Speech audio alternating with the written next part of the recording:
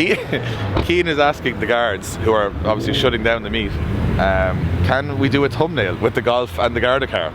And I'm not sure if I would have asked him to do that. But he is doing it. But he's saying it, and I'm pretty sure they're not going to do it.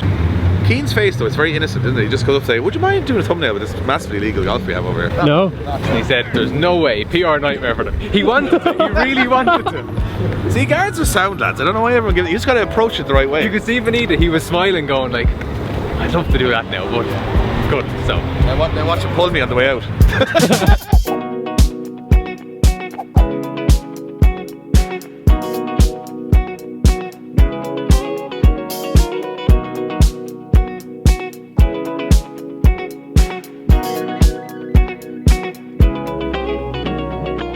What's up guys, and welcome back to another episode of the Drift Games vlog. Guess what's behind us, Josh?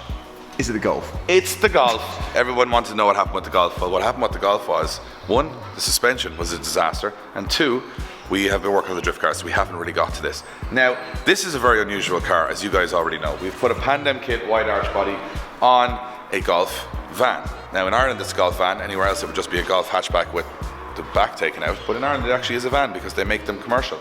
So we've had a couple of issues with this. One of the biggest issues with this car is the fact that the rear beam of the car, you see here, is not like a GTI or a Golf 4. It has a torsion beam on the back. Is that good? Absolutely not. But this is the situation we're in. So we had a set of coilovers on this car. Now this video is going to be very much a little bit of a lesson for you guys about quality versus doing something cheap. So we had a set of coilovers. We actually originally had a set of lowering springs in this car, which was 50mm lowering springs. This is when we first bought it. We weren't doing a whole lot with it. As you can see, it's got out of hand. And what we did was we put 50mm lowering springs on it. That was fine, that was okay. Then we bought ourselves, just to get the car rolling, a cheap set of coilovers. And that's where the problems began. Because a lot of people will go online and check out a set of coilovers and look at the price first. You might be able to get coilovers for this for like 300 quid, 400 euros, something like that. But are they good? They are not good. There's a reason for that, Josh. What is that reason, Dave? And you're going to see them here. So, as you can see on this coilover has one adjustment, which is essentially to lower or raise the car, but it's not actual height adjustment. What it's actually doing is compressing or uncompressing the spring. So how that becomes an issue is, as you can see, these coilovers are now wound down to the absolute lowest they can be. So this is to make the car as low as possible. The problem is, on a coilover set like this, which isn't a true coilover, you actually make the spring looser. As you can see, that's almost moving. And you also make the spring fully uncompressed. So the lower you go, the softer the spring gets. Does that make sense? Kind of, yes. So basically, you're trying to go low as you can do to make the wheel look good, but then the suspension is smashing the arch off the wheel. So what you actually need is a set of coilovers that can adjust the height and the spring rate separately.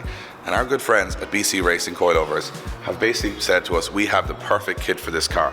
This car is undrivable with these coilovers on it, simply because the wheel moves too much and it hits off the arch. So the difference between a cheap set of coilovers and what we're about to unbox from BC is very simple. You can adjust it to the point that you're happy with the ride quality, the height, and the spring rate. With this, you have no choice. So Wayne's going to try and fit back on the BC Racing coilovers today. We're going to show you guys the difference it makes. We're going to eventually drive the car out of the yard for the first time since we built it. The other issue we ran into with this car is on the back of the car, which we didn't show Wayne the last time because we did it sort of off camera. But as you can see, obviously we're running city-wide spacers because we have to, because of the size of the body kit. But you'll see in here, this is essentially a hub relocation, isn't it, Wayne? Yeah. So it relocates. So the original hub would be in line with this, but because it's a torsion beam, as you go down, it actually tows the wheels in, which means that this actually relocates them back. But we've been having some trouble with the speed sensors on the back of the car, throwing up a lot of faults on the car as well. So the idea here is that we're going to have a check on those speed sensors to see if we can figure out what we may or may not have done right the first time, or if there is a solution, and then we'll get the coilovers on as well. So this is going to transform the car and hopefully make it back into my daily driver, because it's just been sitting in the shed so far. So let's get to work.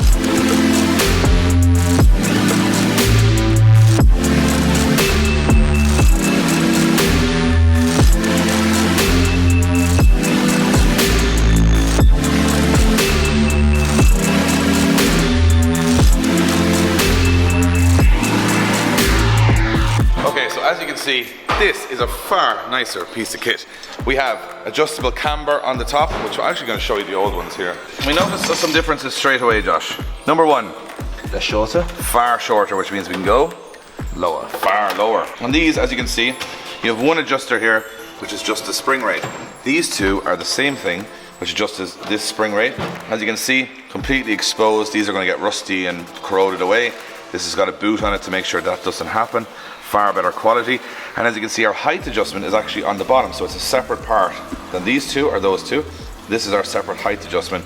And what's even more fancy is fully adjustable camber on the top as well. So not only can we go lower, Wayne, we can actually camber the front wheels a little bit if we want to get them absolutely perfect and stop them hitting the old arches. And also, this little thing, which you don't want to lose, is the most important thing. On these, they're set one way. You have no option of adjusting them. They are what they are. So as you change the spring rate, you can't adjust the dampening or the throw of the shock on the BCs. We now can put that in here, so you guys can see. And now we can actually adjust how hard or soft by clicking it left to right. Now, obviously you can see this straight away that this is a massive improvement over this, because you know, this has no adjustability. You've no idea what ride height. You can set it to a ride height based on the spring, but you don't know how hard it's going to be. It's going to get softer the lower you go. So even though these are a cheap option, they're not a very good option. And then Wayne also, anti-rubber links, we're shortening them. so this is an uprated anti-rubber link with the BCs. So that's to replace the standard one. Yeah. That didn't come with these. No. And that was probably why it was handling terribly as well. So we have a shortened anti-roll bar included in the kit as well. So this thing is like the bee's knees. So that means that it actually still has some it use. stops your anti-rubber hitting your drive shaft and you lower it as well.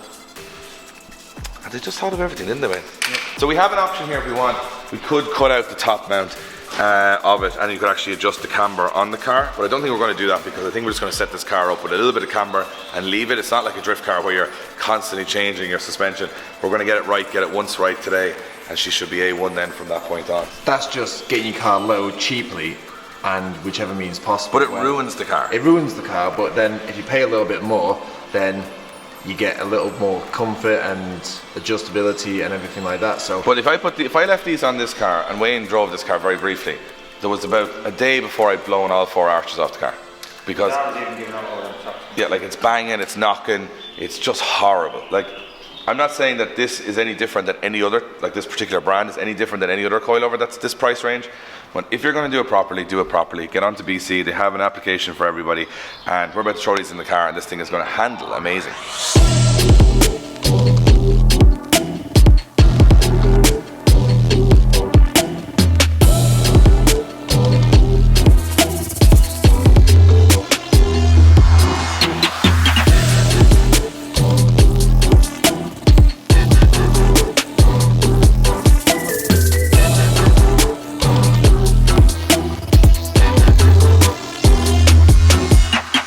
Alright, so this is the first time we've actually watched the car be lowered on the BC Racing coilovers, and we've got our hub spacer adjusters on the back of it as well. So hopefully this has solved our problems, and we can actually have the car looking well, stanced. Now that we've got adjustable dampening and all that stuff, and height, we can actually make the car ride a little harder, but now the wheels won't hit the arch, which is what they were doing on the other coilovers. So this could be making the car back to becoming a daily. I think so. We'll give it a test drive. We'll obviously haven't taken any photos or videos of this car since we actually got it painted, so hopefully this all works. hopefully the wheel goes forwards a bit, which it does. The wheel goes completely central. The ride height's perfect on the front, it's perfect on the back. And of course you can go lower, but we do want to actually drive the car.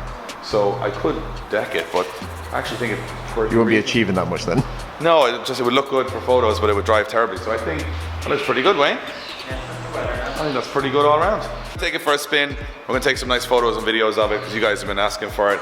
And then we're going to be able to come back in. We can adjust our dampening, we can adjust our height, we can do all that stuff very easily now with the BC Racing coilovers. So yeah, let's hop in, give it a spin, see how it drives.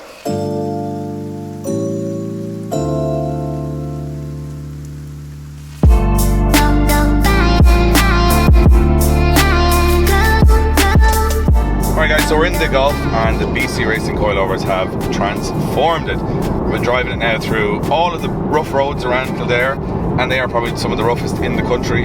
This is not a car that we can deck to the absolute ground, because I told you I wanted this car to be a parts car for drift games that we collect a lot of our parts in. It is a van. I do use it for my dogs. I did want it to just be a show car that gets rolled out for 4 or 5 times a year. So we've left it a little bit high, but it's still a nice stance. As you can see, I'm over bumps on the road right now and it's handling them all perfectly. And here's the most amazing thing. The wheels are probably a little too wide for this car on the back because of the spacer upgrade, but it hasn't rubbed, scuffed or scraped once since we put the BCs in, so that's amazing. So this car actually is very dailyable, even though it looks a bit crazy and it's wide and has 20-inch wheels, which really should be on an X5. This actually drives pretty good, and it goes to show that you can take your kind of boring Golf, make it into something that looks a lot nicer, and it can still be economical, still can drive it. I think this build is very much showing the younger generation that you can get insured on a 1.6 Golf diesel. It's still cheap to run, cheap to tax, but you can make them look pretty awesome. So these are an awesome little car. I'm absolutely delighted with it. Thank you to BC Racing. I guess it's time to put this thing back to work. Pull up, hop out, then she swerve. Do your two-step, your little catwalk, make it work. Make it work, Jill dance, make it work, strike a pose. Make it work, Jill dance, make it work, strike a pose. I pull up, hop out, then I swerve. Do my two-step, my little catwalk, make it work. Make it work, Jill dance, make it work, strike a pose.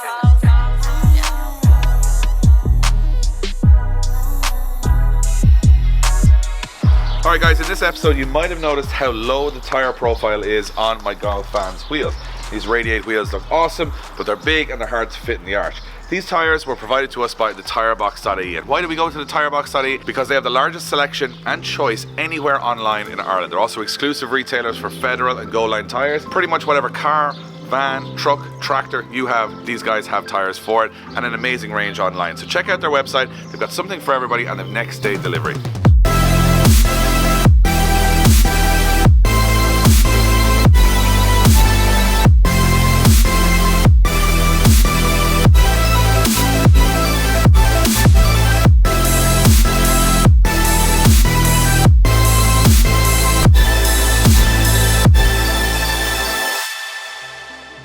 We decided to go to an impromptu car meet in Dublin and see what people think of the Golf. It's kind of like the final journey. We actually got it driving, we got it running, we got it finished, and here she is, soaking up the attention from everybody at a car show, which started off as an absolute bog standard van in Moorfield Motors.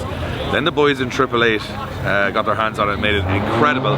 Then we got the wheels from Radiate, put them on it, they made it absolutely amazing. And then the final part was making it drive, and that was BC Racing, who did an amazing job of speccing the coilovers for the car. I've been driving it for the last hour and forgot it even was a Pandem Golf. That's how good those coilovers are. So yeah, the Golf is now our everyday parts car. We didn't lower it too much, as I said, at the back, because we actually have to put wheels and tires and stuff in it. We're hoping maybe we can get it to some drift events and use it actually as a pit vehicle to make it look really, really cool around the pits. And we'll be driving it every day from this point on. So it actually is a practical DOE'd Golf van. And yes, I haven't forgot, before you hit up the comments, I'll have to do the popcorn limiter, won't I? I'll have to do it plain, won't I? Popcorn, hashtag popcorn. Hashtag popcorn. We'll get there. Sometime in the summer we'll get there. We'll get a popcorn limiter on it, just for you guys who just can't live without that, because I certainly can. So thanks for watching. A little update on the Golf, a little bit of a car show, and really, really happy with the outcome of the car. And if you guys like it, let us know in the comments. Do you think it turned out well? Would you change anything on it? And we'll see you on the next episode of the Drift Games vlog.